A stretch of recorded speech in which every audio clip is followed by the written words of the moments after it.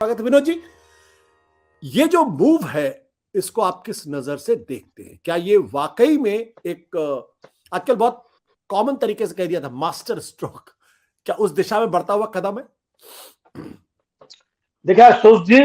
जिस दिन मल्लिकार्जुन खड़गे का नाम कांग्रेस अध्यक्ष पद के लिए प्रस्तावित हुआ था,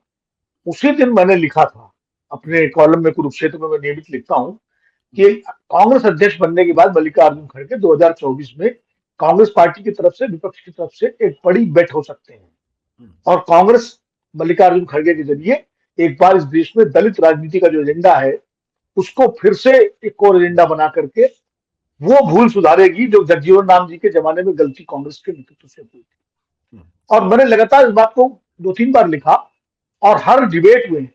चाहे वो टीवी चैनल्स हो या आपके साथ हो या किसी भी यूट्यूब चैनल्स हो, सब में मैंने बार बार हमेशा कहा कि इंडिया गठबंधन में अगर कोई एक चेहरा है जो सर्व स्वीकार्य हो सकता है वो मल्लिकार्जुन खड़गे का हो सकता है। और आज जब ममता बनर्जी ने बात कही तो मुझे इस बात पर सबसे ज्यादा मतलब आश्चर्य हुआ, क्योंकि मैं जिन नेताओं को मानता हूं कि सर्वमान्य नेतृत्व चुनने में जो बाधा बन सकते हैं उनमें मैं ममता जी को भी मानता हूं, क्योंकि ममता जी महत्वाकांक्षी नेता है और वो अपनी दावेदारी पेश कर सकती है। लेकिन जब ममता जी की तरफ से आया प्रस्ताव और दूसरे जो विंद संतोषी जिनको हम सब मानते हैं, अरविंद केजरीवाल जी, कि वो भी अपने में तमाम संभावनाएं देखते हैं और उन्होंने जब समर्थन किया तो मुझे लगा कि चीजें जो है सही दिशा में जा सकती हैं विपक्ष की तरफ से, इंडिया गठबंधन की तरफ से। और आपका ही कहना है, मैं तो चूंकि दूर हूं, आया हूं अपने व्यक्तिगत कार्यक्रम से यहाँ रीवा में, तो मैं बहुत ज्यादा फॉलो नहीं कर पाया, थोड़ा बहुत अपने संवाददाताओं के जरिए जो फॉलो किया कि 11 अन्य दलों ने भी समर्थन किया। अब उस 11 में उद्धव ठाकरे होंगे, उस 11 में लालू यादव होंगे, नीतीश कुमार होंगे, जो भी प्रमुख दल है वो रहे होंगे, मुझे पता नहीं। लेकिन खड़गे साहब ने जिस परिपक्वता के साथ इस प्रस्ताव को ठुकराना, जो शब्द मैं इस्तेमाल नहीं करूंगा, उन्होंने बड़ी परिपक्वता और विनम्रता के साथ इस मामले को थोड़ा सा किनारे कर दिया कि कहीं ये विवाद का मुद्दा न बन जाए। अब ये आज पहली बैठक है और उन्होंने कहा कि पहले हमारा लक्ष्य सीटें जीतना है और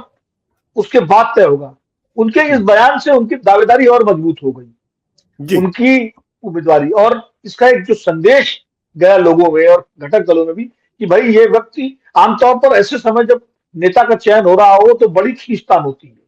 हम लोग देख चुके हैं यूनाइटेड फ्रंट में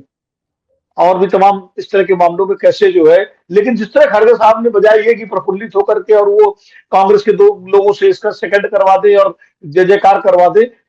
वो न करके उन्होंने बड़ी विनम्रता से इस आग्रह को एक तरह से मतलब किनारे किया और कहा ये अभी एजेंडा नहीं है। तो इससे उनकी छवि में और इजाफा हुआ। अब मैं इस पर कहता हूं कि अगर ऐसा हो जाए, अब ये कब हो, अगली बैठक में हो, उसके बाद हो, जनवरी में हो, फरवरी में हो, चुनाव से पहले हो, लेकिन अगर ऐसा हो जाता है तो निश्चित रूप से ये लोकसभा चुनावों में जबरदस्त मुकाबला हो जाएगा कांग्रेस, मतलब कांग्रेस नेतृत्व वाले इंडिया गठबंधन का। क्योंकि जब खड़गे साहब को चेहरा अगर अनाउंस होगा, घोषित, तो कांग्रेस के नेतृत्व हो जाएगा अपने आप और सामने भारतीय जनता पार्टी के नेतृत्व वाले एनडीए के बीच में। और फिर इस देश की जो सामाजिक न्याय की राजनीति है वो एक नए मोड़ पे पहुंचेगी। एक पिछड़े प्रधानमंत्री बनाम एक दलित चेहरे के बीच के सामने जो है लड़ाई, अभी तक तो सवर्ण नेताओं के बीच में लड़ाई होती थी इस पद को लेकर के कि साहब विश्वनाथ प्रताप सिंह बनेंगे, कि राजीव गांधी बनेंगे, कि नरसिम्हा राव बनेंगे, कि अटल बिहारी वाजपेयी बनेंगे। पहली बार समाज के वंचित तबकों के प्रतिनिधि के रूप में खड़गे साहब और पिछड़ी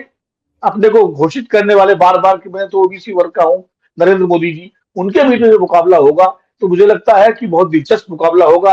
और जब हम अगले राउंड में बात करेंगे तो इसके दूसरे पहलुओं में और बात करेंगे। सत्य हिंदी का ऐप डाउनलोड करें गूगल प्ले स्टोर पर।